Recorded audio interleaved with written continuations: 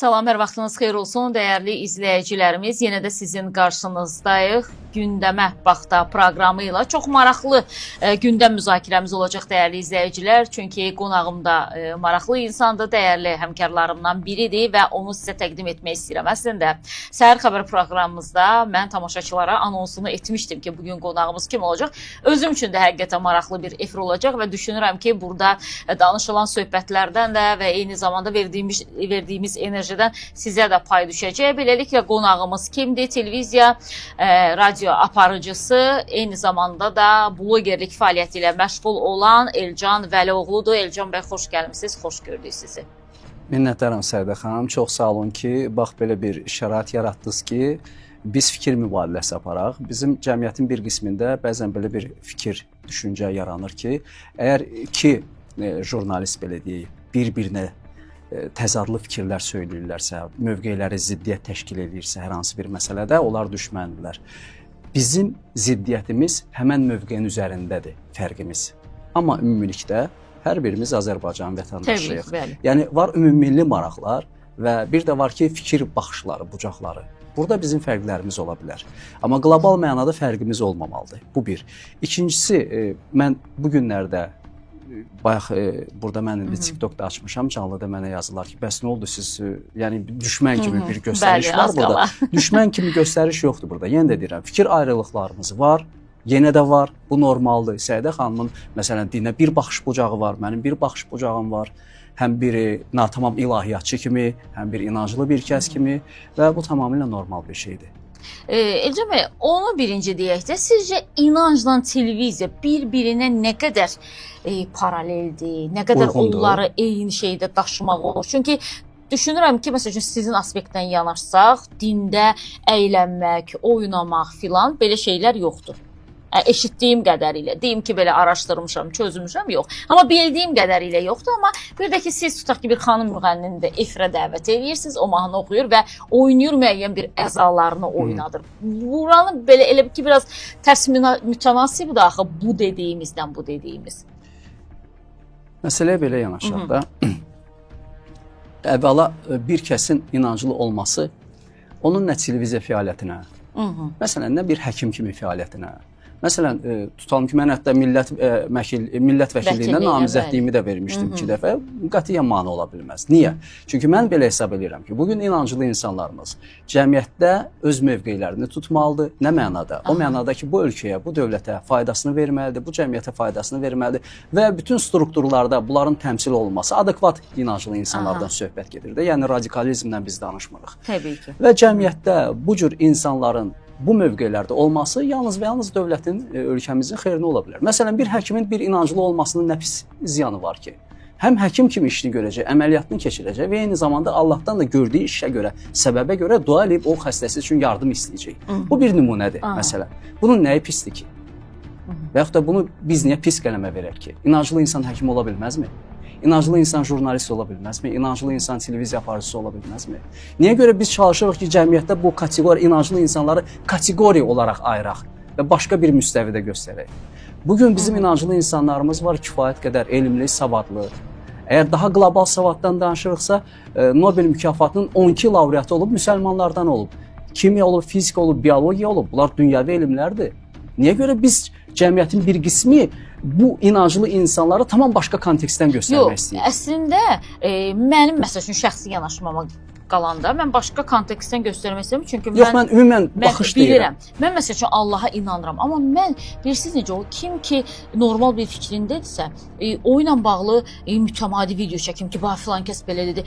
Kimisi Allaha inanar, kimisi Allaha inanmaz. Kimisi deyər ki, biz oddan yanarmışıq, kimisi deyər küləkdən, kimisi deyər torpaqdan. Bilirsiniz necə o da o insanların inancıdır. Kimsə də deyər ki, ümumiyyətlə Allah yoxdur. Necə ki, indi biz başlıq qoymuşuq, Allah yoxdur yazmışıq və Çevik adlı bir TikTok fenomeninin ötən gün canlı yayımını gördüm. Bir 2 saat nə azından çox 2 saat mən o canlı yayıma diqqət eləmişəm. Adam kifayət qədər faktlarla danışır, adam kifayət qədər savadlı danışır, yeri gəlmişkən bunu da deyim.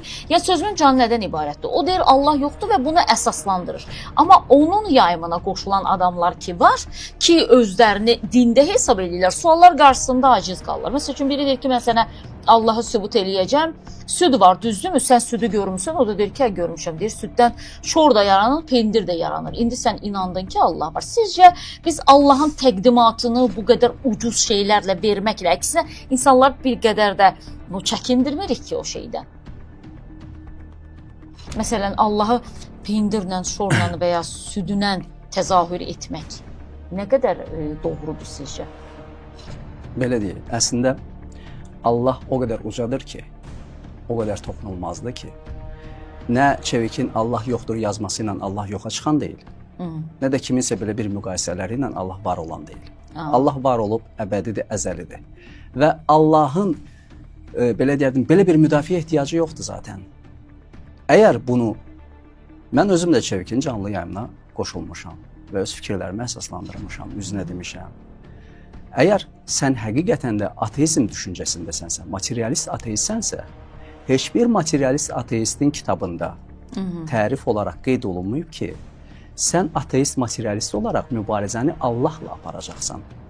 Ateist materialist deyir ki, tanrılar yoxdur, dinlər yoxdur, bunlar hamısı uydurmadır. Amma biz bugün nə görürük? Biz bugün islamofob bir münasibət görürük. Mən dünənlərdə canlı yayımımda dedim, əgər sən həqiqətən də ateizmin təbliğatını aparırsansa, sən ora yazmalısan, tanrılar yoxdur. Bir, çünki sənin konsepsiyan bunu tələb edir. Ateizmin baxışı bunu tələb edir. Ümumidən söhbət gedir. Yox, əgər sən bunu coğrafi mövqe olaraq çıxardıb, Azərbaycanda insanların əksəriyyətinin müsəlman olduğu üçün bunu tətbiq edirsənsə, ateistin heç bir kitabında belə bir bənd yoxdur ki, sən coğrafi mövqeyə görə mübarizəni aparmalısan. Çünki ateizmin əsas kökü deyir ki, dinlər yoxdur, tanrılar yoxdur. Müsəlmanlarda tanrı ümumiyyətlə yoxdur. Müsəlmanların Allahı var. Sən əgər Allah yoxdur yazmısansa, deməli sənin dərdin sərin müsəlmanlardır, İslamdır, islamofobsan, sən ateist deyilsən. Bitdi bu məsələ mənim üçün. İkinci bir məsələ. Deyirsiniz dəlillər. Yaxşı, gəlin dəlillə danışaq. Bugünə qədər hələ heç bir ateist, istər professor, istər akademik, istər bioloq, hansı elmdə təmsil olunursa olunsun, isbatını verə bilməyib ki, yaradılış niyə yarandı və elmi cəhətdən yaradılışın yaranmasına səbəb nə oldu? %100 izah istəyirik biz. Biz demirik partlayış. Onlar partlayışın da öncəsinə bir neçə fərziyyə irəli sürürlər. Elm isə nə deyir? Ateistlər daha çox elmə xitab edirlər, elmə söykənirlər. Elm deyir ki, bir məsələnin izahını verə bilmirsənsə, o artıq elm deyil, o fərziyyədir. Və bugünə qədər də heç bir ateist, ən güclü ateist belə yaradılışın başlanğıcını izah edə bilmir. Rasional əsaslarla izah edə bilmir və eyni zamanda belə deyərdim ki, bunun sübutunu verə bilmir. Bir şeyin ki, sübutunu və izahını verə bilmirsənsə, izahı verən tərəf daha güclüdür. Bizdə isə izah var inanclı insanlarda. Çünki Quran-ı Kərimdə Allah Əzzə və Cəllə deyir ki, Allah ol dedi və oldu aləmlər. Yəni, onun istəyinə bağlı olaraq. Amma heç bir ateist və yaxud da ki, materialist bunun izahını verə bilmir. Biz inanca görə bunu veririk. Və elm də deyir ki, bir yerdə ki, sənin izahın yoxdur, sən artıq orada nəyəsə iddia edə bilməzsən. Əgər elmə söykənirsənsə, elm hər şeyin səndən izahını istəyir. Verə bilmirsənsə izahını, orada dayanacaqsan. Mənə maraqlı deyil, təkamüldən sonra nələr baş verdi. Ora qədəri mənə izah elə. Ver mənə izahını. Verə bilmirsən, o zaman susacaqsan. İkinci bir məsələ. Yazır, Allah yoxdur. Sən məyər bilmirsən ki, Allah yoxdur yazmaqla sən bütün müsəlmanları qıcıqlandıracaqsan. Çevikə buradan deyirəm. Əgər həqiqətən də ateistsən, materialistsən, özünü elmdə güclü hesab edirsən, yığışdır o yazını. Yığışdır o yazını. Məsələn, yaz ki, ateizm budur. Yaz başlığı ateizm budur və başlı ateizm izah eləmək. Görüm sənin canlıva neçə nəfər qoşulacaq. Görüm sənin canlıva hansı müsəlman qalxıb da sənlə ateizmin disputunu aparacaq, tartışacaq. Heç Allah yoxdur, yazır deyə insanlar çəkir. Bəli, bu təxribati, manipulativ bir şeydir. Bunu da öyrədiblər, bilmirəm, ya özü düşünüb tapıbdır bu fişqanı. Yəni, belə şeylər olmur. Bu ateizm deyil. Bu islamofobiyadır. Ümumiyyətlə, bu barədə çox danışmaq istəmirəm. Bir gün eksperiment eləsin, bax, Allah yoxduru çıxartsın, yazsın ki, ateizm budur. Özü kimi 20-30 nəfərdən başqa onun canlı yayımında heç kim olmayacaq. Heç kim. Çünki heç bir müsəlmana maraqlı deyil ki, ateizm nədir. Aha. Müsəlmana maraqlıdır ki, mənim Rəbbimə toxunursan. Aha. Bu qədər. Onda bir də biz əslində başqa şeydən başlamalıydıq. Niyəsə elə verilişimizin ilki, mən bəlkə də sizin sözünüzdən elə bura gəldi. Biz verilişimizin sonunda istədik ki, bu şeyə toxunaq. Bir də bir şey də soruşum bu dinlə bağlı. Şəxsən özümə maraqlıdır. Biz deyirik ki, biz Adəm Həvvanın övladlarıyıq da, düzdürmü? Allah ilk Adəmi yaratdı, sonra gördü Adəm darıxır, oxuduqlarımızdan Biz dedikdə, Həvvanı mı yaratdı? məsələn, Yoxsa... çevik hesab edirik ki, yox. O Yox, hesab edir ki, təkamüldən gəlir. Yox, Yəni bizi bir dənə ayıraq da, Aha. inanclı insanları deyirsiniz, yoxsa... Yox, belə deyim ki, məsəl üçün mən oxuduqlarımdan bilirəm ki, Adəm Həvva Sizin yaranıb, etiqadınıza ilk görə Adəm necədir? övladı Aha. yaranıb və ondan sonra da nəsillər artıb yaranıb da, onlardan törəmişik də biz onda belə çıxır. Bəli, ayədə də Düzdürmü? qeyd olunur ki, biz sizi tək bir nəfsdən yaratdıq. Aha. İndi mənə şəxsən çox maraqlıdır ki, biz Adəm Həvvanın övladıyıqsa, onda bizim ailə qurduqlarımız, bacı qardaşlarımız mı Xeyr, sayılır? yanlış. Biz onu necə ayırırıq? Yanlış məsələdir. Bax, Bir atadan, anadan yaxşı, yaranmışıqsa. gəlin belə yanaşaq bu məsələ. Tutalım ki, siz Ya, digər həqiqətən o mənə çox maraqlıdır Aydındır. ki, o necə elm olur? tərəfindən tutalım, ateizm tərəfindən yanaşaq. Tək hüceyrəlilərdən. Hı-hı. Tək hüceyrəlinin özü də mənbə olaraq bir atadır, bir ana. Hı-hı. Hə? Onda biz eyni şeyi yenə özümüzə də qaytaracağıq ki, onda biz də nəticə etibarilə yekun o başlanğıc birincidə tək hüceyrəlilərdən onların da bir-biri ilə qovuşması və ondan nəsə törəməsi lazım idi. Hı-hı. Onda necə olur? Həmin cavaba gəlib çıxırıq onda bu məntiqlə. Ümumiyyətlə bu məsələ bilirsiniz manipulyasiv bir şeydir. Nə üçün? Çünki biz iman gətirdik ki, Adəm və Həvvadan yarandıqsa, Aha. Adəm və Həvvanın məsələn belə deyək, təfsir kitablarında bunun açıqlaması belə verilir ki, onların cüt evladları gəlirdi. Aha.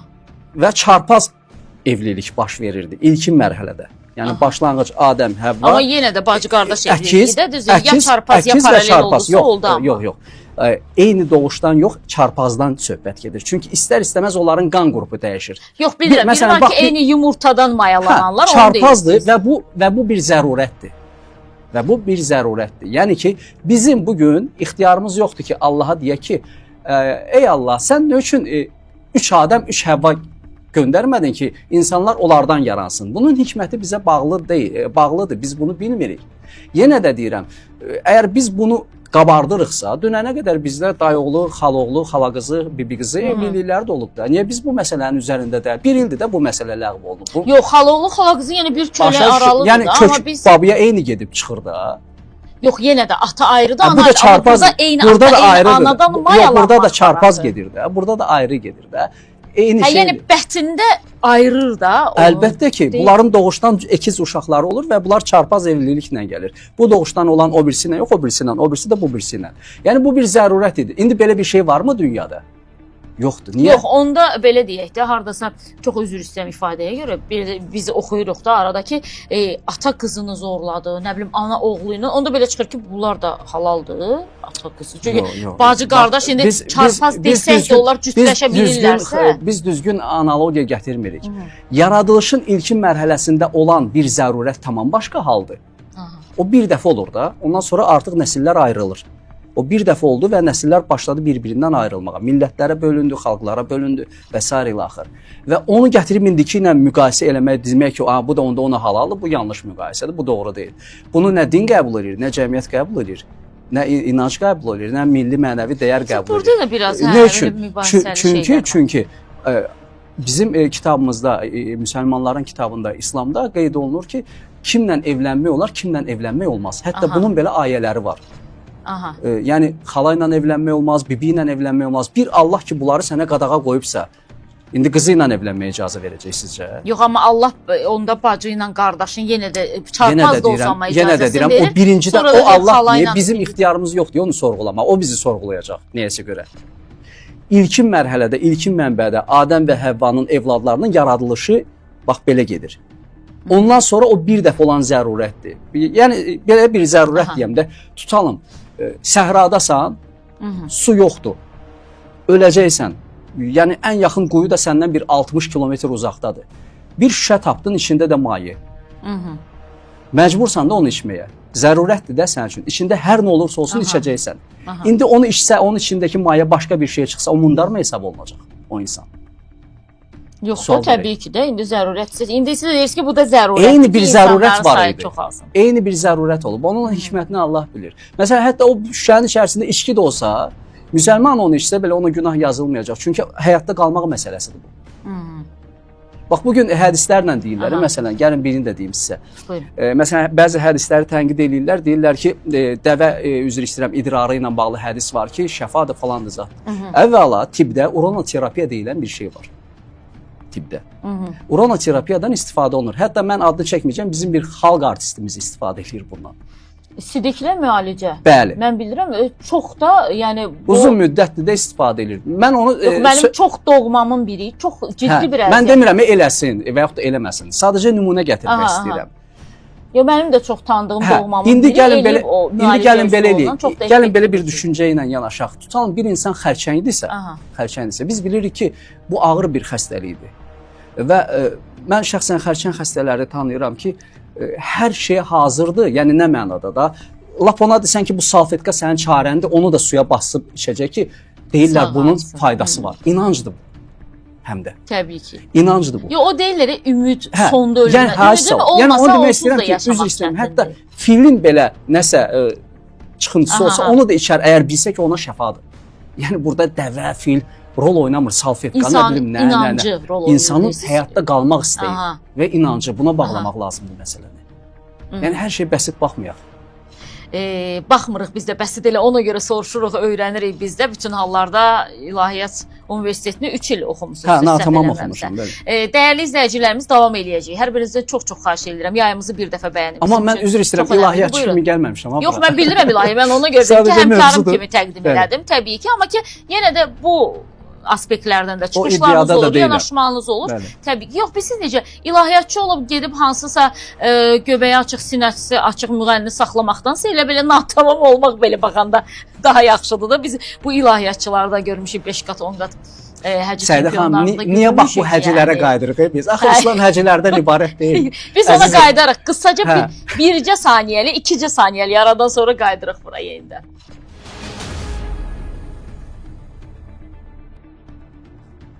Deyirdim tamamlayaq bu din mövzusunu, amma ki, həcc məsələsi də maraqlıdır. Mən tənqid eləyirəm əslində elə o həcclər. Hansı ki, müğənnilər çıxır ürəklə, indi siz də işləmişsiniz, görmüşsünüz də, ürəklə çıxıb deyirlər ki, mənim həccim var, həccimə qurban, həcclər, ay həcclər filanlar. Və deyirsiniz ki, İslam da həccidən ibarət deyil. Onda belə çıxır ki, bunun da bizə təqdimatını düzgün vermirlər də. Bəli, ucuzlaşdırırıq.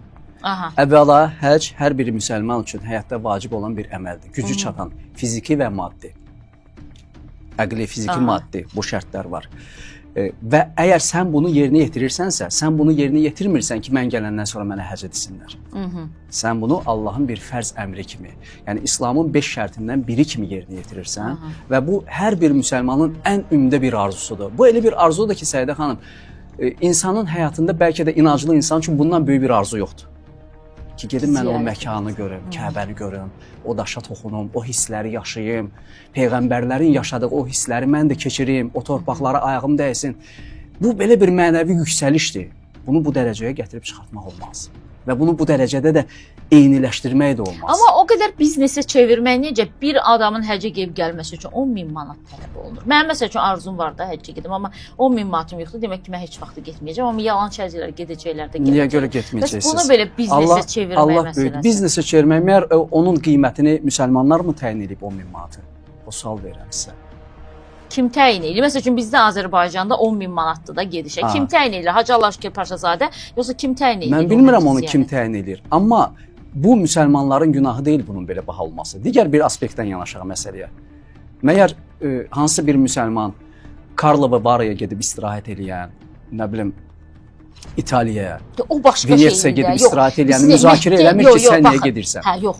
O Məkkənin ziyarəti başqadır. İndi deyək ki, İtaliyanın ziyarəti başqadır. İtaliyaya səfəri başqadır. Belə deyək də, inançsız insan üçün Venesiya bir arzudursa, inanclı, imanlı insan üçün də Kəbə bir paraleldir. Ona görə deyirəm ki, bax onu elə demək istəyirəm ki, yəni Allahın evi dedib getdiyimiz Məhəmməd Peyğəmbərin o məqbərəsinə əlimizi sürtəcəyik demək istədiyimiz şeylərdir. Çünki qarşımızda o qədər maneələr var. Baxırsan ki, 10.000 manat nədir? Məsəl üçün oranı bir biznes kimi, dünyanın elə ən çox gəlir gətirən sahəsindən biri də odur, yeri gəlmişkən onu da bu məsələdə müsəlmanların günahı deyil və eyni zamanda heç bir müsəlman istəməz ki, bunun qiyməti o dərəcədə əl çatmaz olsun ki, o həyatı bu arzusunu yerinə yetirə bilməsin. Əksinə, hər bir müsəlman istəyər ki, bu əl çatan olsun. Siz ziyarət eləmisiniz? Əlhəmdülillah, eləmişəm. Hə, indi onda sizə məsələn Həcə Elcan demək olur, yoxsa sevmirsiniz ümumiyyətlə o müraciəti? Sual verəcəm, ona görə deyirəm. Aydındır. Heç bir müsəlman bu ziyarəti ad və titul üçün etmir. Etmir. Aha. Bunu özü üçün eləyir ki, mənim Rəbbim məni bağışlasın. Çünki həcc elə bir ibadətdir ki, qeyd etdiyim kimi, hər bir insanın həyatında, müsəlman olan bir insanın həyatında ən böyük arzusudur, ən ümdə arzusudur. Və qorxsun o müsəlman o mənada ki, əgər mən gedirəcəm ora və gəlib insanlara deyəcəm ki, mənə hacı filan kəsdir. Bəli, sən hacısan, hacı olmusan o ərəfədə. Aha, getdim. Amma sən bunu bir titula çevirmə, bir statusa çevirmə. İnsanların gözündə özünü yüksəltmək üçün bir ada, şan, şöhrətə çevirmə. Aha. Siz o sualı verməsəydiniz, mən cavab verməyəcəkdim sizə. Sadəcə sualı çünki bilirəm ki, heç ona toxunmamışsınız ki, mən həcciyəm, ona görə verdim sualı. Doğru deyil. Yəni nəyi demək istəyirəm? Baxın, siz də həccə gedib gəlmisiniz, o titula sahibsiniz və gizlədirsiniz özünüz üçün ürəyinizə. Çünki Allahla mənim aramdadır. Bir də başqası da gedir, gəlir və başlayır o dediyimiz kimi də. İndi ən çox müğənnilər o həcc adı ilə paraleldə çəkilir deyə ona görə deyirəm. O həcci və siz həcci. İndi sizin hansınız gerçək həcc oldunuz o zaman? Ki o da onun da o titulu var. Valla mən nə deyim, qəlbləri bilən Allahdır. Çünki siz dediniz həccilərin də hamısı o deyil, ona görə. Bəli, qəlbləri bilən Allah. Niyyətə bağlı deyə Səidə xanım. Bax, bizim peyğəmbərimiz Muhammed sallallahu əleyhi və səlləm deyir ki, əməllər niyyətlərə görədir. Əgər bir kəs buradan o boyda yolu gedirsə, özdə həcc elə belə sizin düşündüyünüz kimi asan bir ziyarət deyil. Onun ritualları var, onun bilirsiniz insan nə qədər piyada yol gedir orada. Toplamda 50 kilometrə qədər sən piyada yol gedirsən. Yəni bu hər adamın fiziki imkanı çatacaq bir şey deyil. Ona görə o ritualları yerinə yetirmək. Bəli, hətta orada dünyasını dəyişənlər olur. Ağır ziyarətdir, hava şəraiti, klimat bir tərəfdən, havasızlıq bir tərəfdən, insan izdihamı bir tərəfdən. Yəni hər adama nəsib olmur bu. Bu bir. İkincisi, əgər sən buradan özünlə o niyyəti aparırsan ki, mən qayıdandan sonra mənə bu statusu versinlər və mənə məclislərdə yer göstərsinlər, desinlər ki, bu başda yox, yuxarı başda otur, toyda gəl burada otur, yasda gəl burada otur. O doğru deyil. Sənin niyyətin Allahın rizasını qazanmaq olmalıdır. Davam edəcəyik biz dəyərli izləyicilərimiz. Yenə də qısaca bir fasilədən sonra bu dəqiqə üçün bizi izləyən bütün tamaşaçılarımızdan xahiş edirəm. Yayımızı bir dəfə bəyənin, kanalımıza abunə olmamısınızsa abunə olmağı unutmayın. Davam edəcəyik.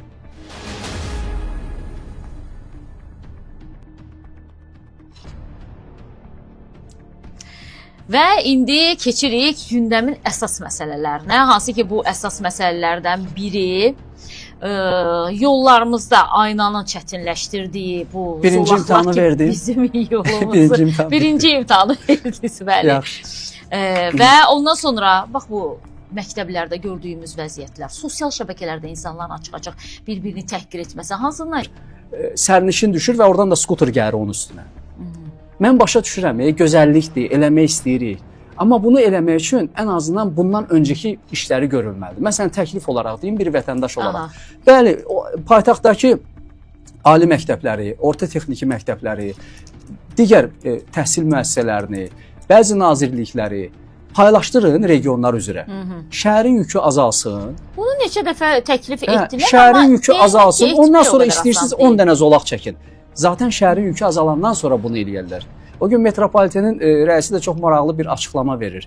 Hardakı zəruridir insanların gediş-gəlişi üçün lazımdır, məsəl üçün stansiyaların açılması, yeni yasamalıdır məsəl üçün bizim ərazimə tərəf. Nə bilim, Masazırdır, Xırdalandır, buralar əhali sıxlığı daha çoxdur burada. Onlar qalır şəhərin digər nöqtələrində, şəhərə yaxın mərkəzlərdə məsəl üçün stansiyalar açılır və jurnalist ona sual verəndə deyir ki, bilirsiniz, çox maraqlı bir cavab verib. Biz orada stansiya açsaq, oranın qəsəbənin əhalisi şəhərə axışıb gələcək. Onsuz da axışır da hansı? Onsuz da hamı Bakıdadır da. Ha avtobusla gəldi, ha metro ilə gəldi. Onsuz da bu insanın sən qabağını necə alacaqsan ki? Bunu vaxtında düşünmək lazım idi ki, 1 milyon yarımlıq şəhərə bu qədər yük niyə düşməlidir ki? Onda ona görə yağış yağanda bizdə kanalizasiyaların dolub daşması da adi normaldır da. Çünki labiddir, o da bu qaçılmazdır. dəyişməyəndən Acı bir sonra stəkana yenilənməyəndən 250 milliqram tutursa, 300 milliqram töksə, bu da daşacaq. daşacaq. Yəni göz qabağında olan bir nümunədir də. Elcan bəy, bu ötən gün sosial şəbəkələrdə bir video yayımlandı, hansı ki məktəbdə bir şagirdin digər şagird üzərində fiziki zorakılığı. Ondan sonra bizim elə jurnalist həmkarlarımızdan biri bu məsələni də öz sosial şəbəkəsində işıqlandırmışdı. Uşağın anası ona belə bir təhqir edici səs satmışdı. Bilməm qarşınıza çıxdı, çıxmadı. Mən sosial şəbəkədə qarşıma çıxdı. Ümid edirəm ki, bizim təlim-tərbiyə metodumuz da dəyişib valideyn kimi, yoxsa bilmirəm ki, bu ailədə belədir. Ümumiyyətlə bizim Azərbaycan təhsil sistemini necə dəyərləndirirsiniz siz? Mən üzr istəyirəm. Burada Buyurun. bir maraqlı yazı gəlib Buyurun. Nəsibovdan. Elcan bəy, başqa vaxt Səidə xanıma Allah düşməni deyirsən. İndi də üzünə gülürsən. Gəlin cavab verək bu suala, sonra sizin mövzuya qayıdaq. Buyurun. Baxın, əvvəla mən xatırlamıram ki, Səidə xanıma mən Allah düşməni deyim. Yəni bu ifadə olaraq, net olaraq, kəlam olaraq, ad olaraq bərabər işlənildiyini mən şəxsən xatırlamıram. Xatırlayırsınızsa mənə video olaraq göstərin. Mən bu ifadəmə görə də aydınlığını deyim. Aydınlığını deyim. Amma bir. İkinci bir məsələ, təbəssüm məsələsi. Siz əgər İslamı oxusaydınız, bilsəydiniz, bizim Peyğəmbərimiz bizə deyib ki, Muhammed sallallahu aleyhi və səlləm, təbəssümün özü bir sədəqədir, bir rəftardır. Sən hətta əks mövqedə olsan belə kimdənsə, sənin bir danışığın, bir üslubun, bir debatdırsa bu, debatın da bir tərzi var, bir ədəbi var, bir əxlaqı var. Və əgər mən burada müsəlmanları təmsil edirəmsə, inanclı insan olaraq, mən müsəlman əxlaqı ilə yanaşmalıyam bu məsələyə. Peyğəmbərimin mənə göstərdiyi əxlaqla yanaşmalıyam.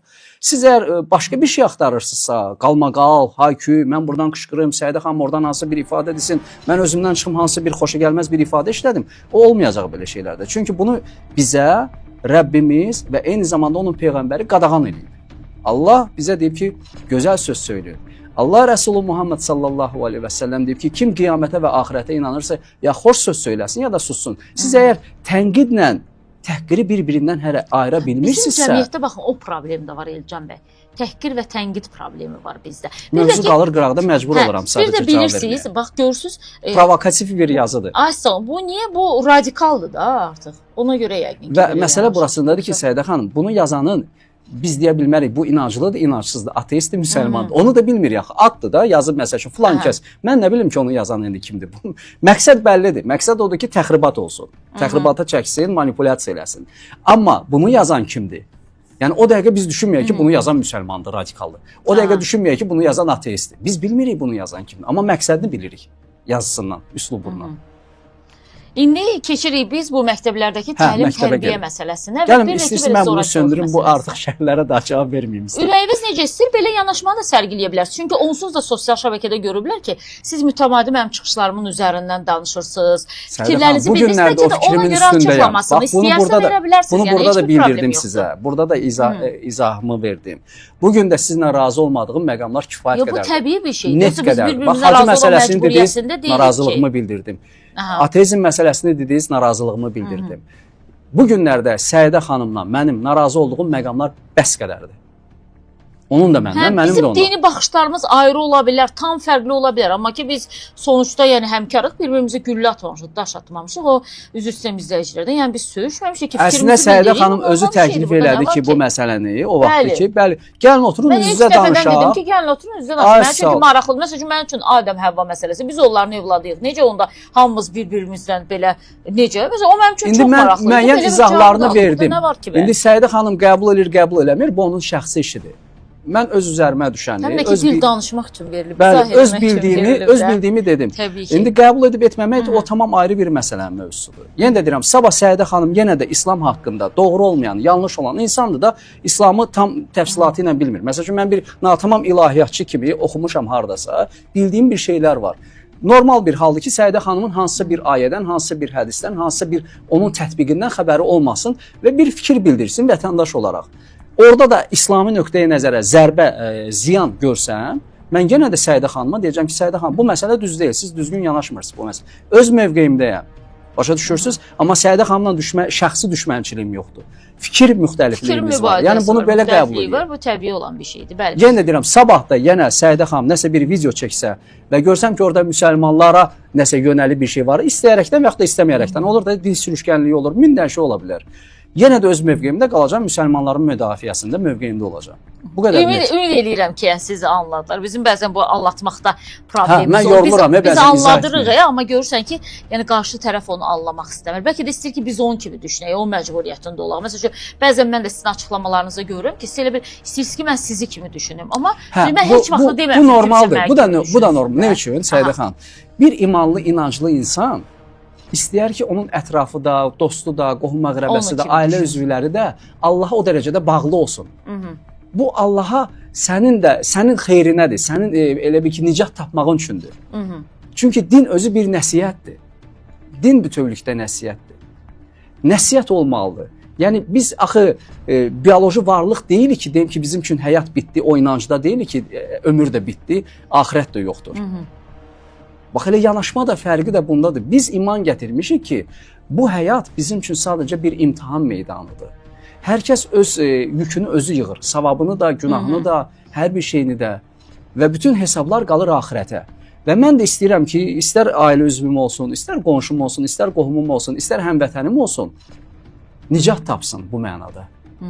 Allahın dediklərinə dönsün, qayıtsın, Rəbbinə qayıtsın, halalı haramı bilsin, zülm etməsin, qul haqqına girməsin, əziyyət verməsin. Yəni bu qədər. İndi o zaman biz bir üzümüzü də bu məktəb qaldı, bir üzümüzü də İrana çevirək. Baxın, deyirik ki, İran İslam Respublikası, amma orada nə qədər adamlar dar ağacından asılır. O zaman burada din bəs harda dayanır, İslam harda dayanır ki, günahsızların haqqında. Çünki bildiyimiz qədərlə Allahın verdiyi ömrü onun icazəsi olmadan kimsə ala bilməz. Qəzada dünyamızı dəyişəcəksə deyirik ki, yazımız oradaydı. Suda batacaqsa yazımız oradadır deyirik. Nəfəs yolumuza bir tikə düşərsə, nəysə düşərsə, öləriksə yazımız oradadır deyirik. Bəs dar ağacından aslanların yazısını da mı Allah elə yazıb sizcə? Mən bilirəm elə yazmayıb, amma ümumiyyətlə maraqlıdır. İndi axı İran İslam Respublikasından. Biz bu məsələni gəlin ayıraq bir-birinə. Bir məsələnin yazılı olması səni ona vadar etmir. Bu qədər məsələsidir. Məsələn, Səidə xanımın 2 qədəri var. Bir qədər odur ki, harda doğulacaq məsələn, hansı cinsə sahib olacaq, kişi mi olacaq, qadın mı olacaq və s. ilaxır. Bu ayrı bir qədərdir. Və bir də var özgürlük qədəri. Özgürlük qədəri odur ki, Səidə xanım bugün burada hansı sualı verəcək, hansı mövzuya toxunacaq, bugün işdən çıxıb hara gedəcək, nə yeyəcək, nə içəcək, nəyə inanacaq, nəyə inanmayacaq, nəyə qəbul edəcək, nəyə qəbul etməyəcək, o qərarları özgürdür, özü verir. Burada Allah sizə müdaxilə etmir. Ne üçün? Çünki belə bir müdaxilə olsa, o zaman nə sizin, nə mənim, nə başqasının mühakimə olunmağının mənası, ədaləti qalmaz. Zaten deyərik ki, Allah bizə bunu yazdı, biz də bunu etdik. Məsələn, bugün kimsə bilsə ki, onun qədərində maşın vurmaqla ölmək var, çıxıb 9-cu mərtəbədən özünü atmamalıdır ki, mənim qədərimdə maşın vurmaq var. Bir yoxlayım, sınayım, görüm 9-dan özümü atsam öləcəm, yoxsa ölməyəcəm. Belə şey yoxdur axı. Bu bir məsələ. Qədər məsələsini insan özü həyata keçirir. Sadəcə Allah öz elmi ilə kimin nə edəcəyini bilir. Amma o bildiyi və yazdığı səni məcbur etmir. Çünki əksi halda axirətdə nə mizanın, nə tərəzinin, nə hesabın, nə savabın, nə günahın heç bir mənası qalmayacaq və qalxacaq. Eynən biz desək ki, məsəl üçün Allahı niyə görmürük? Zaten Allah özünü göstərsə onda imansız qalmayacaq. Bəs imtahan necə olacaq? Bəs imtahanlar necə imtahan? İnsanlar necə imtahan olacaq? Allah ona görə özünü göstərir ki, imansızlar olsun. Bütün insanların seçimi olsun. İman gətirən iman gətirsin. İman gətirməyən gətirməsin. Məcburiyyət olmasın. Bununla məcburiyyət aradan qalxır. İnsan özü öz seçimini, özü öz qərarını verir bu mənada. Bunun hikmətlərindən biri budur. Çoxsaylı hikmətlər var. Sadəcə ən böyük, geniş hikmətlərindən biri budur. İran məsələsinə gəlincək. Biz Azərbaycan olaraq bizi ilgiləndirən özümüz ilk növbədə. Təbii ki. Nə Türkiyəsi, nə Rusiyası, nə İranı, nə Gürcüstanı, nə o birisi bizə maraqlı olan öz işimizdir. Bizə maraqlı olan öz əmin-amanlığımız, öz sabitliyimizdir. Bizə tək heç kim toxunmasın. Biz ən böyük problemimizi həll etmişik. Allahın izni ilə, şükür Allaha. Ali Baş Komandan Rəşadətli ordumuz ən böyük 10 illiklərlə qanayan yaramızın üstünü örtdük. Xocalının da qisasını aldıq, müttəhimlər də oturdu orada, cavablarını da aldılar. Hər şeyimizi eləmişik, şükür Allaha. Müəyyən ölkələrdə nələr baş verirsə, əslində geniş anlamda bir vətəndaş olaraq bizi maraqlandırmalı deyil. Mənim bu gün maraqlandıran nə məsələdir? Mənim orta məktəbimdə təhsil necədir? Çünki mənim millətimin gələcəyidir. Bax o dediyiniz o nümunə halı, o uşaqların bir-birinə davranışı, nədən qaynaqlanır? Valideyn məsuliyyətsizliyi, yoxsa o dediyimiz dəyərlərdən uzaqlaşmağımız? Hansı ki biz deyirik. Mən həmişə deyirəm ki, biz milli mənəvi dəyərlə dini dəyərləri bir-birindən gərək ayırmayaq. Bunların vəhdəti lazımdır. Bunlar bir-birini tamamlayır. Bunların üst-üstə düşən məqamları daha çoxdur nəyə ki, bunları bir-birindən ayıran. Biz bu ruhda evladlarımızı böyütməliyik. Bax o deyirik, zülm etməmək. Əlbəttə bir uşağın qolu güclü olması, digərinə fiziki işgəncə verməsi bunun özü bir zülmdür. Valideyn izah eləməlidir bu məsələləri ki, zülm etmə, haqqa girmə, insanlara əziyyət vermə. Mənim yadımdadır ki, biz orta məktəbdə oxuyanda, mənim 51 yaşım var. Biz qorxardıq, əgər müəllim bizi hər hansı bir məsələyə görə tənbih eləyibsə, hətta bir-iki çəkibsə də belə, biz gəlib evdə onu deməzdik ki, bizi müəllim tənbihlədi və yaxud da ki, vurdu. Çünki bilirdik ki, əlavə olaraq atamız da bizi vuracaq, anamız da bizi vuracaq buna görə. Amma bugün mən valideyni tanıyıram ki, deyir ki, qrupda yazır, mənim də evladlarım oxuyur. Qrupda yazır ki, evladımın bütün əməllərinin qarşısındayım.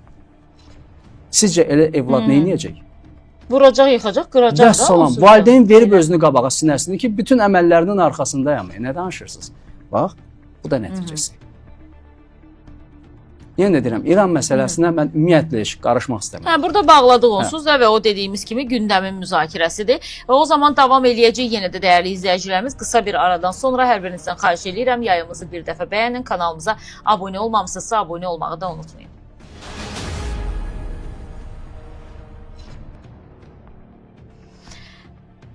Verilişimizin əvvəlində qısaca toxundunuz Milli Məclisə deputatlığa namizəd olmaq məsələsinə. 2 dəfə namizəd olmuşsunuz. Bəlkə də qismət olarsa növbəti. Bilmirəm, yenə də vermək fikriniz varmı namizəd kimi, yoxsa 2 dəfə bəsdir? Yox, belə deyil. Bizdə düz deyirlər, atalar işləndir. Həm də belə deyim də, bu məsələlər statistik bir rekorda imza atmaq məsələsi də var da, 3 qat namizəd. Aha. Yəni düşünürsünüz ümumiyyətlə olasınız? Bəlkə də ola bilər. Yenə də deyirəm, bu mənada addım yalnız ona görə atılır ki, həqiqətən də ölkəmizə, cəmiyyətimizə, vətənimizə faydalar olsun. İndi bizim ölkəmizə, vətənimizə, cəmiyyətimizə fayda verən millət vəkilləri 200 manat müəllimə cərimə qəbul elədilər. Niyə ki, müəllim əgər uşağı vurarsa, yoxsa vurarsa deyəsinizsə, bilmirəmsə, 200 manat cərimə. Emosional təsir göstərərsə, hətta ona acıqlanarsa, hətta bu da ola bilər. Şagird şikayət eləyə bilər ki, müəllim məni emosional stresə saldı. Yəni indi dəbdədir də belə şeylər, bilirsiniz də. Özdə yeni nəslin nümayəndələri uşaqlar çox bilirlər elə belə. Bilməkdən də başqa daha həssasdırlar belə məsələlərə. Tez təsir altına düşürlər. Onlara acıqlanırsan o dəqiqə onlar üçün böyük bir katastrofik bir hal baş verdi. Yəni bizim nəslin nümayəndələri kimi daha dözümlü, daha qıvraq, daha məsəl üçün ki, hə insandır da, müəllim insana söz də deyər, acıqlanar da, valideyn də acıqlanar. Biz həmişə müəllimi ikinci valideyn bilmişik.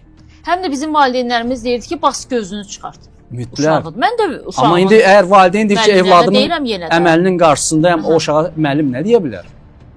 Heç nə deyə bilər. Sizcə təhsilimizin baxın bu səviyyəyə gəlib düşməsi, həqiqətən də müəllimə bu qədər qadağaların olmasıdırmı? Artıq sanki müəllimi təşviq eləyirlər ki, sən tərbiyə vermə. Otur sakitcə dərsini keç, qulaq asan alsın. Bəziləri. Ya da qulaq asan alsın, asmayan da peşin. Baxın, problem burada nədir? Problem ondadır ki, müəllim adının nüfuzu düşüb. Bəli.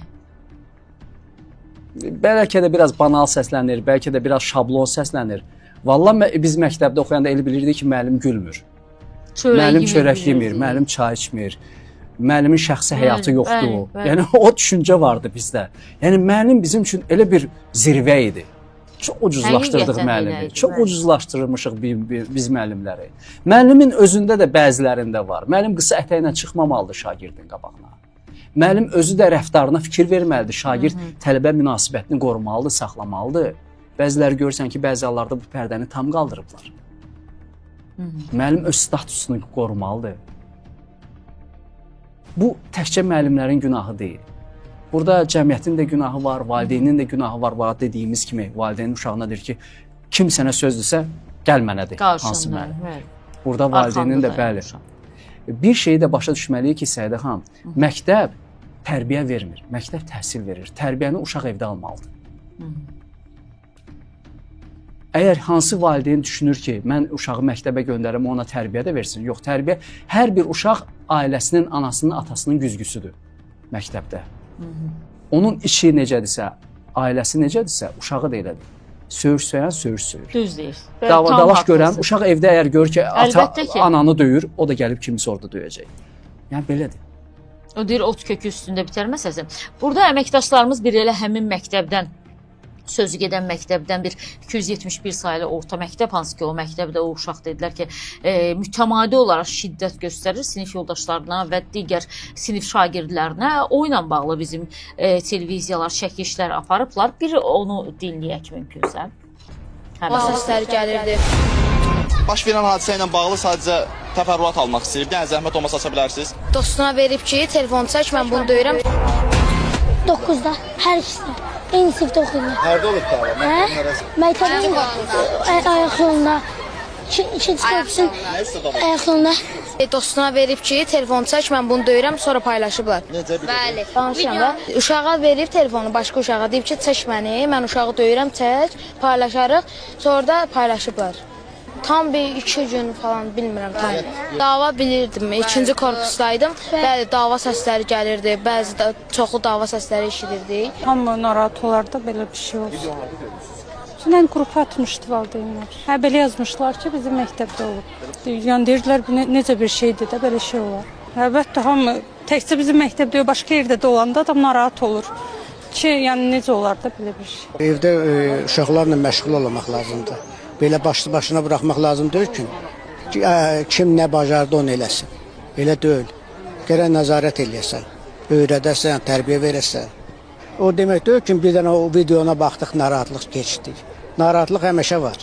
Alınmalıdır, əlbəttə alınmalıdır. Nəzarətçi var burada məktəbdə, ondan sonra mühafizəçi var.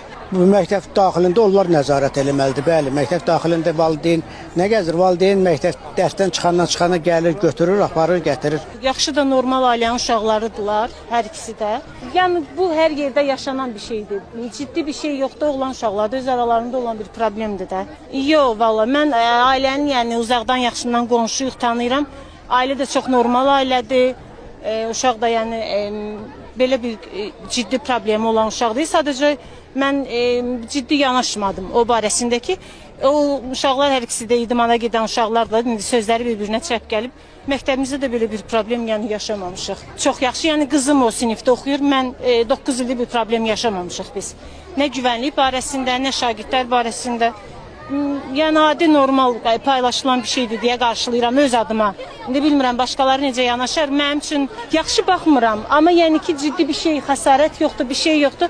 Sinif yoldaşlar bu gün dalaşırlar, sabah onlar yəni yenə eyni sinifdə oxuyub barışılıb aradan qalxacaq deyə bir şey fikirləşirəm mən. Mayın 12-sində 271 nömrəli tam orta ümumi təhsil məktəbinin sanitar qovşağında tənəffüs zamanı 2 nəfər 9-un orada xanımın cavabı maraqlıdır. Bağlayaq buranın səsini zəhmət olmasa. Dəhşətdir. Belə deyək də, xanımın bugün bu hadisəyə belə bir rahat mövqe sərgiləməsi sabah bundan daha betər bir hadisələrin baş verməsinə səbəb ola bilər. Yəni mən belə başa düşdüm ki, bu xanımın evladı məsələn tutalım kiməsə şiddət göstərsə, o da normal haldır da. Nə düşünmüsünüz ki, uşağın üstünə, uşaq. Xanım burada ümumiyyətlə o yaxşıdır ki, o müsahibəni alıblar. Bax bu düşüncədə olan bizim kifayət qədər valideynlərimiz var. Bəli. Və bunlar həqiqətən də bir şey fikirləşib dərk eləmədilər ki, sən məktəbə qoçu göndərmirsən. Bu bir daha onu göstərir ki, xanımın öz ətrafında da yəqin şiddət var. Aqressiya var. Və bu aqressiya uşağa sirayət edir. Əksinə xanım deməli idi ki, siz nə danışırsınız? Məktəb məyər boks ringidir, idman meydanıdır. İdmana gedirsən lap gözəl.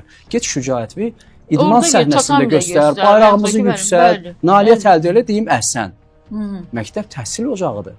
Siz məktəblə ringi səhv salmısınız.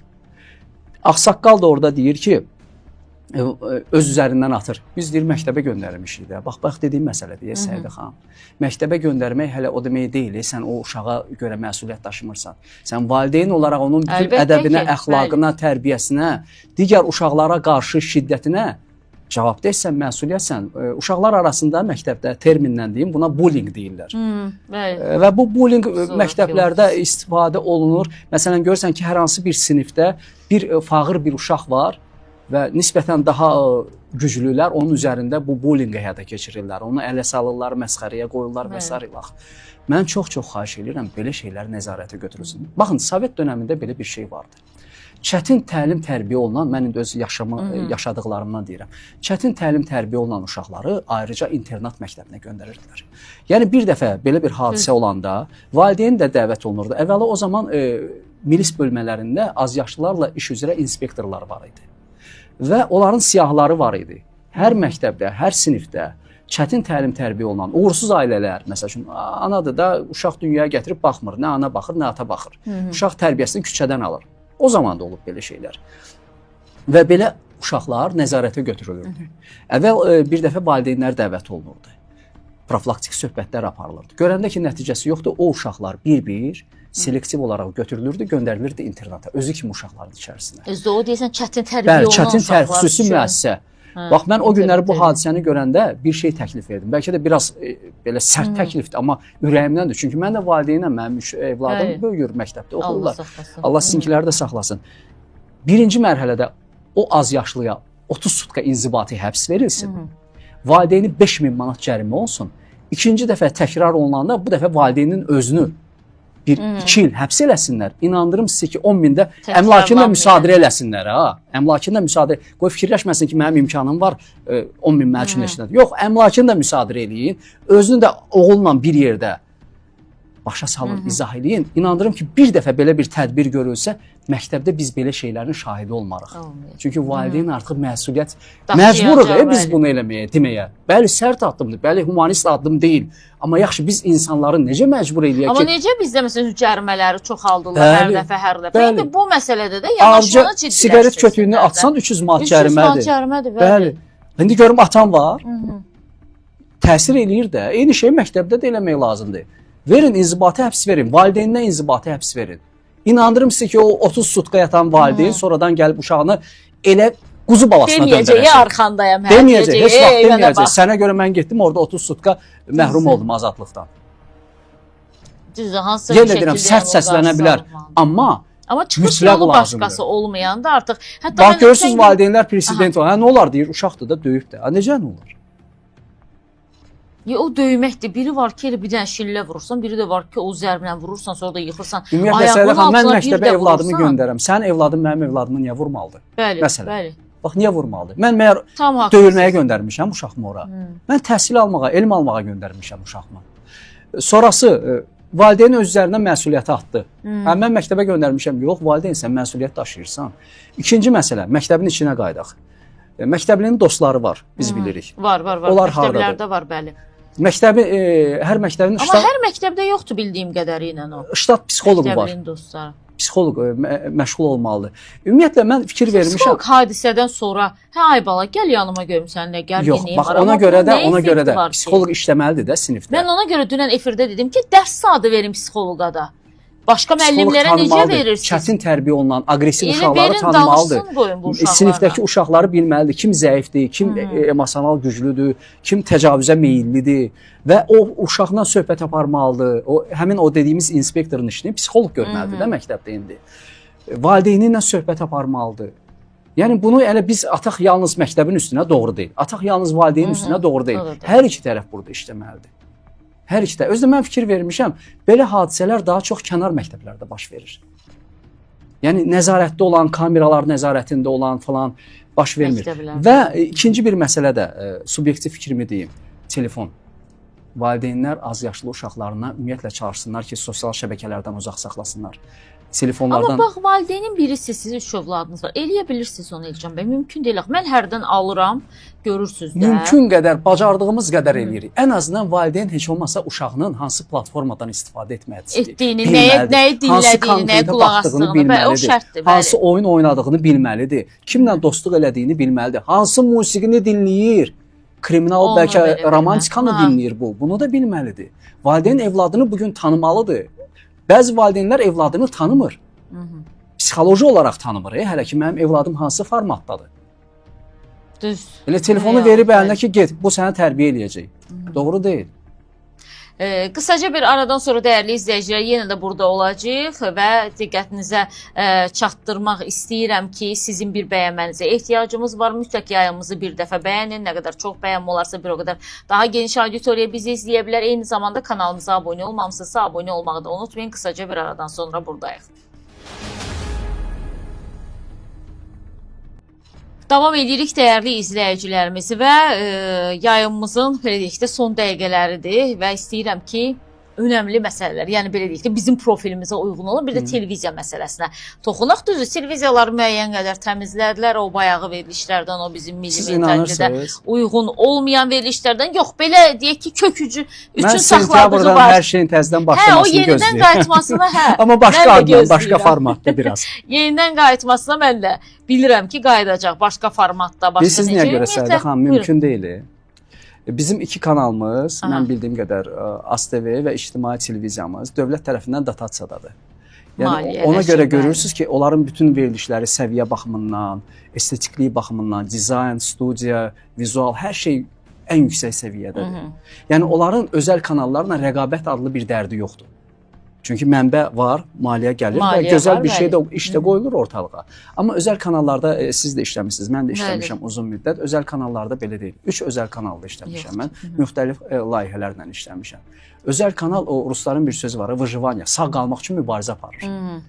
Özəl kanallar bugün belə deyim ki, ayaqda qalmaq üçün, mövcudiyyətini davam etdirmək üçün reklamlardır da əsas gəlir mənbəyi. Və reklam bazarında amansız bir mübarizə var. Belə deyə də bir oca reklam verici var və bunların uğrunda bir mübarizə gedir. Reklam verici də hansı verilişə reklamla verir? Deyir, mənə kütləvilik ver.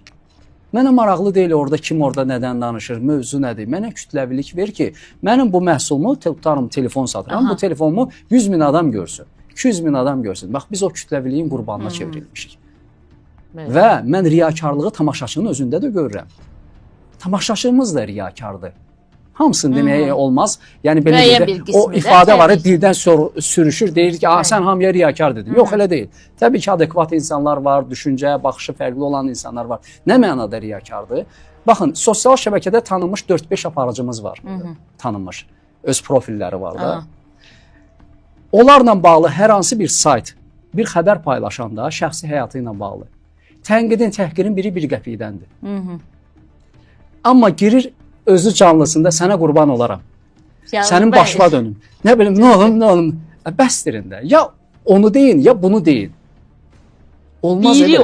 Əgər ictimai qınaq törətmək, yaratmaq istəyirsinizsə, ictimai qınağı belə eləmirlər. Üzdə bir şey, bu tərəfdə başqa bir şey. Və mən nədən birdən narazıyam bir televiziya işçisi kimi, eks belə deyək. Hanı bizim yeni nəsil aparıcılarımız? Zaur, Xoşqədəm, Obrizaur, Elgiz, yaxşı, bunlar bu 5 nəfər, 7 nəfər üzdə olan tanınandır.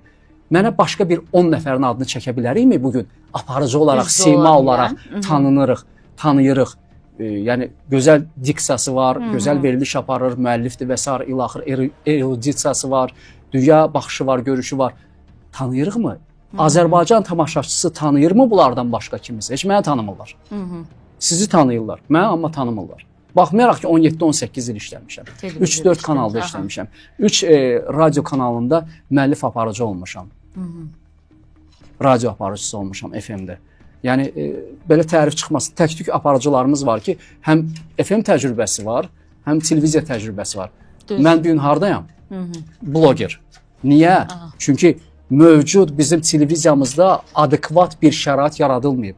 Mən 51 yaşında 18-20 ilin aparıcısı niyə gedib hansısa sponsorun qapısını döyməliyəm ki, filan kanal mənə dəstək ol, mən də gedim orada veriliş aparacam. Amma hansısa da deməyək də bilirik də nə qədər dəstək olurlar ona. Niyə? Bax, o günlərdə deyirik, bəs biz niyə görə bu vəziyyətdəyik, niyə siz də danışmışsınız bu barədə.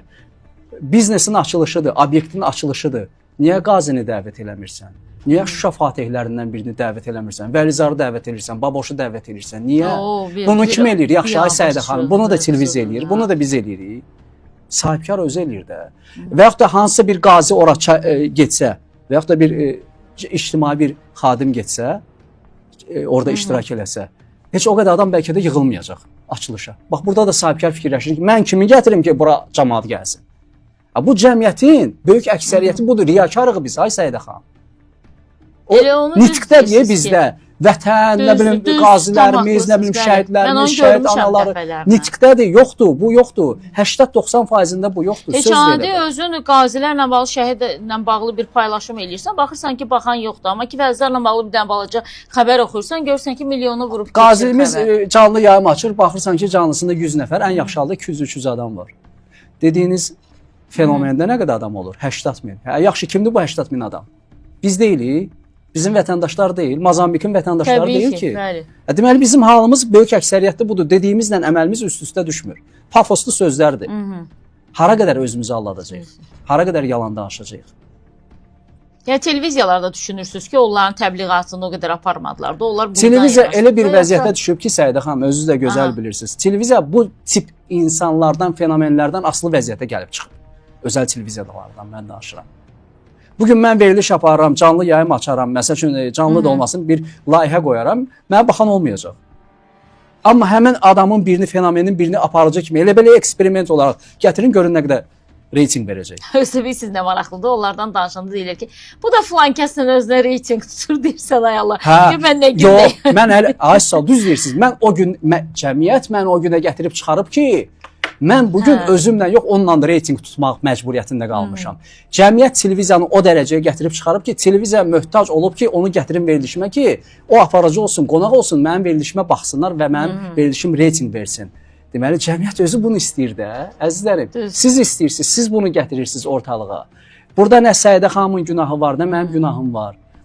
Və televiziyada çox maraqlı şeylər baş verirdi. Mən işləyən dönəmdə də vardı bir dəfə. Deməli, bir-iki hadisəni danışım maraqlı televiziya ilə. Çox maraqlıdır. Bir gün kanalın adını çəkməyəcəm. Dəhlizdən çıxdım. Mühafizə qaçdı üstümə. Gir içəri, gir içəri. Deyirəm, nə oldu? Rəhbərlik ləkəndən Rəhbərlik qalxır, liftdən indi düşəcək. Gir içəri, gir. Bir anlıq bilirsiniz nə yadıma düşdü. O şey vardı, yəqin Mən də uşaq vaxtı görmüşəm. baxmısınız o filmə. Ələddinin Sehrli Çırağı. Çarevna budur. Gəlir, o padşah çıxır, hamısını qollayırlar ki, çıxın, gizlənin. Gizlənin O otaqlarınıza Liviya girin. televiziyasında olurdu. Ədalət müəllim gələndə elə eləyirdilər, qapıları filanları bağlayırdılar, amma belə baxırdın ki, Ədalət bəy heç Yox, mən orada işləməmişəm, mən başqa yerdə Özü görmüşəm. ki, çox da belə İşləmişəm normal orada, adam. amma Bir başqa də yerdə görmüşəm. ATV kanalında olurdu ki, orada elə bil ki, bu qəfəsdə heyvanları Sonra salırdılar. maraqlı bir dənə də Nə bilim, detal bir deyim maraqlı sizə. bir şey. Deməli, aparıcılarımızın Aha. birinin bir xüsusiyyəti, maraqlı. Deməli, həmin kanalda mən işləyəndə rəhbərlik dəyişdi. Rəhbərlik dəyişdi. Bizdə də o vaxtı belə yekəxanalıq olmasın deyə aparıcılarımız bejik taxmırdı. Texniki personal bəzi hallarda taxırdı, amma aparıcılar taxmırdı. Və payız ayının keçidi idi. Rəhbərlik bir gün içində dəyişdi. Bir günü çıxartdılar və bir aparıcımızı mən görəndə şoka düşdüm. Dünənə qədər şortikdə gəzən aparıcı şalvar giyindi və bejik taxdı birinci. Və müəllimi də görəndə qayıdıb ilk sözü nə oldu? Müəllim, gəlin çıxın da, buraları dağıdırdılar. Nə yaxşı siz gəldiniz, çıxdınız. Əlim üzümdə qaldı ki, daha mənim sözüm yoxdur. Oskarı buna vermək lazımdır. O, nə bilim, valla bir Space televiziyasında da deyirlər, bu yaxınlarda belə bir hadisə yaşanıb. Elə Vado Karovinin yaxınlarından biri qalxıb yeni rəhbərin yanına ki, nə qədər layihə vermişdim. Vado Karovin bunu çox yaxın dostlarından biridir deyirlər. Vado müəllimin, Vado Karovin qoymurdu eləmə. Nə yaxşı ki siz gəldiniz, amma o da sonra yola indi dəb düşüb də kim gedir, onunla bağlı nəsə deyirlər. Amma mən də demişəm, amma mənim əsasım olub. Yox, gedənlərin arxasınca nəsə demək Yox, başqa nə şeydir. mənada? Mənim əsasım nədə olub? Şəxsən Vado Karovin mənim televiziyadan uzaqlaşmağıma səbəbkar oldu. Siz Space televiziyasında çalışırsınız o zaman gələndə. 2 dəfə. Birinci dəfə ATV-yə müvəqqəti icraçı təyin olunanda mənim layihəm gedirdi onda, qonaq gəl bizə layihəsi. Onun hesabına dayandı. O da necə baş verdi? Deməli, belə bir hadisə baş verdi. Rəhbərlik dəyişdi, müvəqqəti icraçı təyin olunmuşdu. Bizdə də mövsüm yeni başlamalı idi. Sentyabr ayında, bəli. Sentyabr ayında mövsüm yeni başlamalı idi və artıq təsdiq olunmuşdu ki, bu mövsümdə davam edəcək, çünki reytinqi var idi verilişin layihənin. Və müvəqqəti icraçı layihə rəhbərləri ilə tanış olur da, normaldır ki, hansı layihədir filandır, zatdır. Mən də tanış olanda artıq 4-cü mövsümdür. Veriliş gedir ATV-də. Və mənə qayıt ki, get bir dənə demo çək baxım da. Aha. Deyirəm, müəllim, nəyin demosun? Bir anlıq elə bir beynimdə dumanlandı ki, bu nəsə başqa bir söz işlədi. Mən yəqin başa düşmədim. Deyirəm, nəyin demosun? Deyir, verilişimin demosundan. Demo bilirsiniz də nədir? Pilot layihə. Bilirəm, bəli. Hə. Deyirəm, müəllim, 4 mövsüm deyə Qeyd edin, nəyin demosunu çəkim mən. Demodan keçib bu çoxdan. Və dedim, əgər belədirsə mən getməyə daha üstün tuturam. Bağladım qapını, çıxdım, getdim. Sonra da bir tanışımıza dedi ki, mən onu çıxartmadım ki, özü çıxdı, getdi. Yaxşı, sən 18 ilin aparıcısına, 4 il layihəsi efirdə olan bir layihə rəhbərinə aparıcıya deyirsən ki, get bir də düzgün çəkilməyib, 4 ildir layihə efirdədir. Axı, şöbə müdürü idi orada, 4 il idi. Sən bu işin kanalın içindəsən, sən kanaldan gəlməmsən ki, kənara. Seriallara rəhbərlik edirdin və kanalda hansı veriliş gedir, setkanı gözəl bilirdin. İkinci dəfə Space-də çarə verilişini aparıram, rəhmətli Fikrət müəllimdən sonra Xalq Təbabəti. Orada bir dənə bağ mövsümü verilişim var idi həm də eyni zamanda. Təyin olundu, biz də yenə artıq çarə verilişinin növbəti çəkilişləri olmalıdır. Dedilər ki, xəbər gəldi ki, yox, veriliş dayandı. Deyirəm, niyə görə dayandı?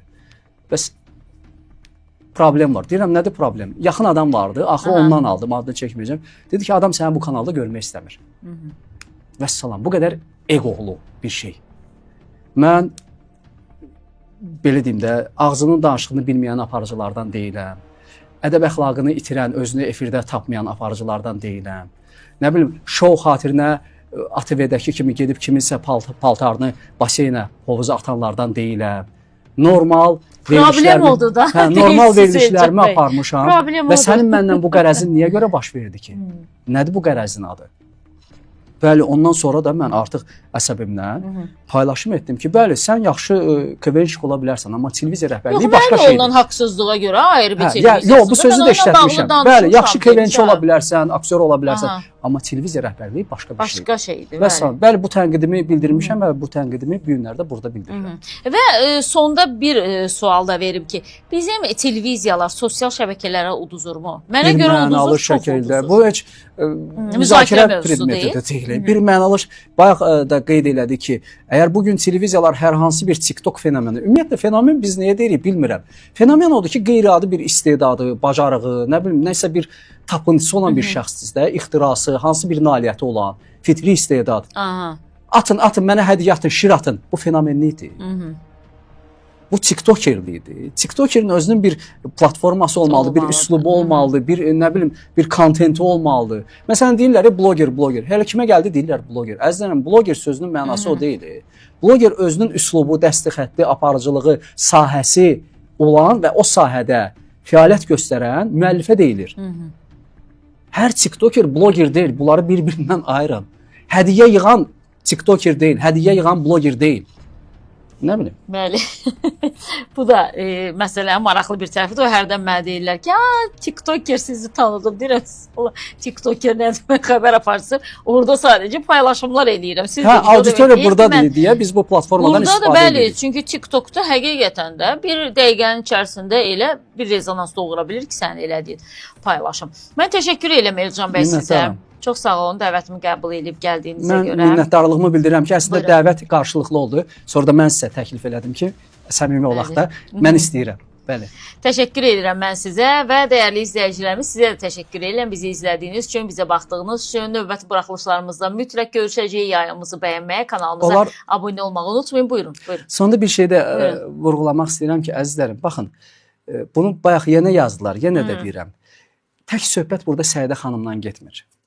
İstər Çevik olsun, istər Səidə xanım olsun, istər digər mənim tanıdığım və yaxud da ki, tanımadığım bir şəxs olsun. İslam mövqeyinə dediyi və fəqət İslamda olmayan hər hansı bir cəmiyyətə informasiya ötürülürsə və o informasiya əslində, yəni doğruluğu əks etdirmirsə və yaxud da ki, natamam doğruluq varsa, ona aydınlıq gətirmək bir müsəlman olaraq mənim borcumdur. Və ona görə xahiş edirəm ki, məni düşünməyəsiniz ki, bu insanın mövqeyi dəyişdi, bu artıq müsəlman deyil.